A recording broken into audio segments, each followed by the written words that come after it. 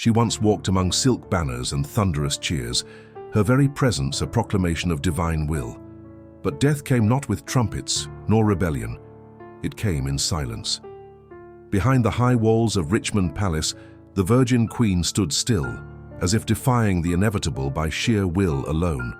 For 4 days she refused to lie down, fearing that if her back met the bed it would never rise again. Her eyes, once sharp with command, grew glassy with dread. Her voice, once feared by monarchs and lovers alike, dwindled to whispers only ghosts could understand. Caked in white powder to conceal the rot of age, the once mythic beauty of Gloriana cracked like old marble. Her teeth blackened, her hair, long gone, was replaced with wigs stitched into skin too fragile to hold them. The stench of illness clung to her chambers like incense to a tomb. Courtiers waited outside, afraid to look, afraid to speak. When her legs finally failed her, she collapsed, not onto cushions, but stone, alone. Not a queen in repose, but a figure contorted in defeat. No procession, no elegy, just a royal corpse, cooling on the floor, stripped of majesty by the slow, unforgiving grind of time. This was the woman who once told suitors she needed no man, who built an empire on solitude, who faced down the Spanish Armada with a steel spine and powdered cheek. And yet in the end, even the crown could not shield her from the betrayal of flesh. They had once called her England's mother, England's sword, England's flame. But in death she was none of those things, just Elizabeth, tired, broken, and unheld. So now we ask, not as subjects, but as witnesses to history's cruel symmetry. Can a crown protect you from time, or does it simply slow your fall long enough to feel every crack? She was born from scandal and sharpened by survival, daughter of Anne Boleyn, the queen who lost her head, and Henry VIII, the king who changed God to chase desire. From the moment of her first breath, Elizabeth was marked. Illegitimate, inconvenient, and entirely too clever for a girl in a dying court. But she watched and she waited. Through exile, through false charges, through imprisonment in the Tower itself, she learned that to be royal was not to be loved, but to endure. When her sister Mary, the Catholic Queen, burned Protestants in the streets and turned England into an open wound, it was Elizabeth they feared, and Elizabeth they needed. And when Mary's flame finally sputtered out, the people turned to the girl with flame in her hair and ice behind her eyes. She was 25 when she took the throne. Wrapped in gold but cloaked in caution, they called her radiant, untouchable, the Virgin Queen, unclaimed, unbroken. Her court shimmered with poets and spies, warriors and dancers. She turned marriage proposals into weapons, suitors into shields, alliances into art. She danced with power like a lover, never letting it too close, never letting it go. Under her rule, the new world opened. The Armada sank. England's name thundered across oceans, and yet, through all of it, she remained alone. She had no husband, no heir, only the crown and her mind, both of which she wielded with terrifying precision. Her image was painted on walls, her words carved into coins. She became more than a queen. She became myth.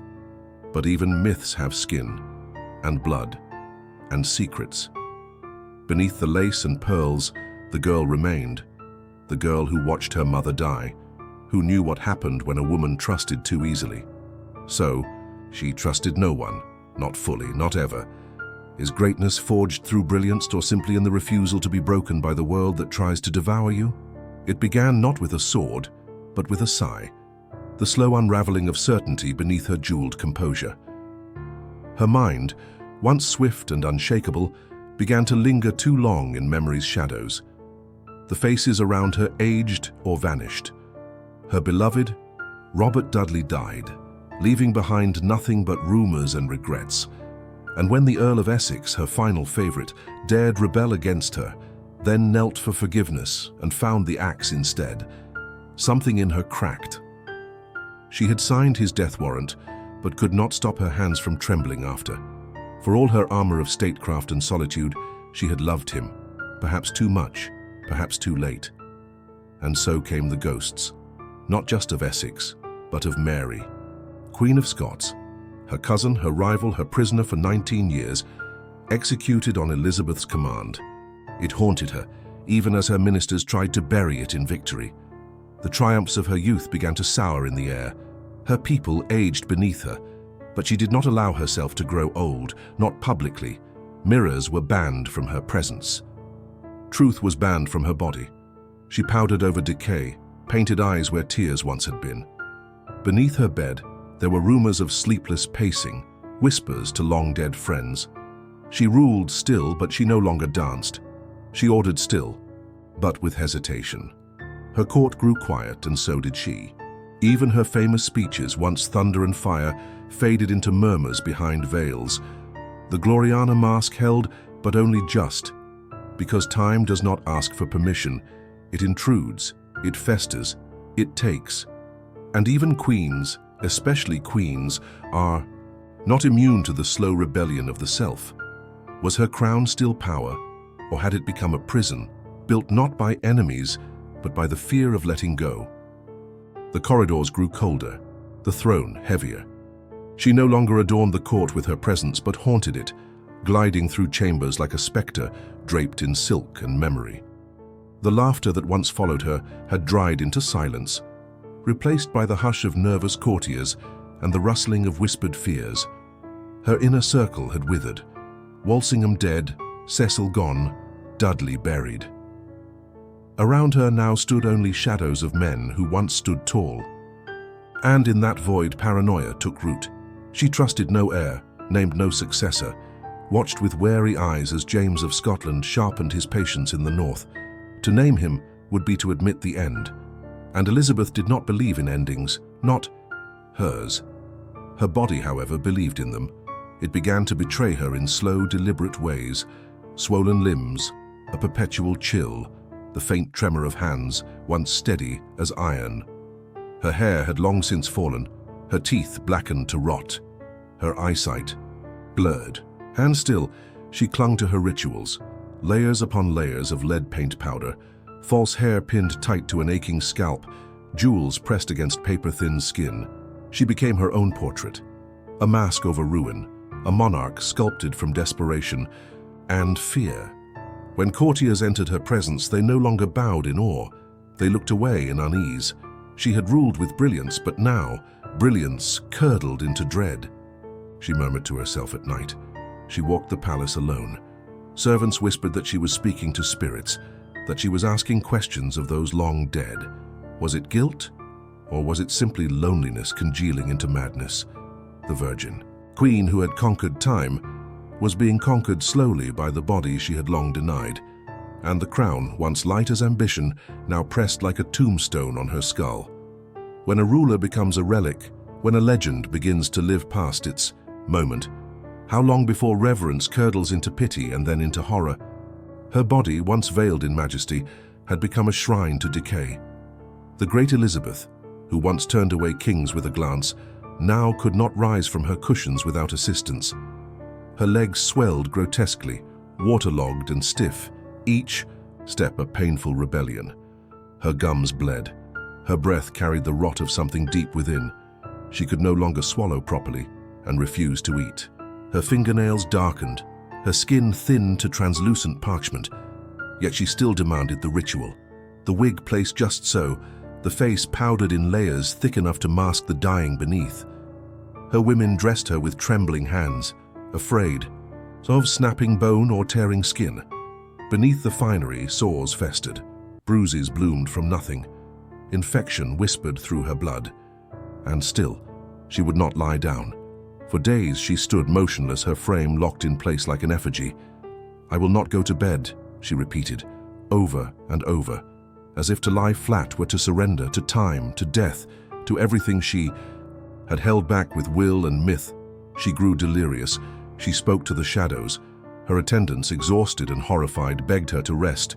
She refused. Her lips cracked from dryness. Her limbs shook like branches in winter. The stench of urine and sickness filled the room, but no one dared speak of it. She had once made the world tremble. Now it was her body that shook, and then, without ceremony, her knees buckled. They did not bend like royalty. They collapsed like a marionette whose strings had finally snapped. She crumpled to the floor, not in grace, not in peace, but in surrender. And there in that final humiliation, her reign truly ended, not with thunder, not with fire, but with a whisper of failing breath and the slow seep of warm blood into cold stone. What is the price of being a legend when your flesh refuses to carry the weight of your myth? When every bone breaks beneath the illusion you demanded the world believe. There was no music, no final flourish, no royal decree echoing through the halls, only the slow, uneven gasps of a woman whose voice had once commanded empires. When Elizabeth fell, she did not fall like a queen. She sank like a shadow at dusk, folding into herself, twisted by exhaustion and fear. Her final hours passed not in glory but in confusion. She mumbled to faces only she could see, her mother perhaps, Dudley, Essex, or perhaps just guilt, dressed in memory's skin. Her breath grew shallow. Her body trembled in silence. Those closest to her stood just beyond reach, too afraid to touch the woman who had ruled untouched for decades. She had refused a deathbed, refused the velvet cushions, the prayers, the soft lies whispered to the dying. Instead, she lay slumped on the cold floor of Richmond Palace, her body wrapped in the remains of pageantry, her wig askew, her makeup flaking like plaster from a crumbling statue. Her eyes remained open long after the breath had left them, staring upward, not at God, but at the ceiling of a room that had once watched a monarch and now held only the relic of one. The physicians would later say it was pneumonia, or infection, or exhaustion. But what truly killed her was isolation, the unrelenting burden of being untouchable, no child to hold her hand, no husband to mourn her, only ministers waiting for a sign. And when it came without spectacle, just stillness.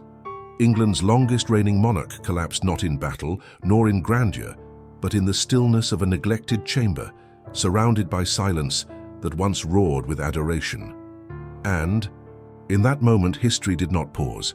It moved on, stepping over her legacy like servants stepping over a fallen curtain. What does it mean when even a queen must die alone, unclaimed, uncrowned in her final breath, left not with reverence, but with the echo of all that was never given? The body was not buried in haste, but it might as well have been. For all her glory, for all her portraits etched in gold leaf and sonnets woven with reverence, her death was an inconvenience to the living. James VI of Scotland was summoned in.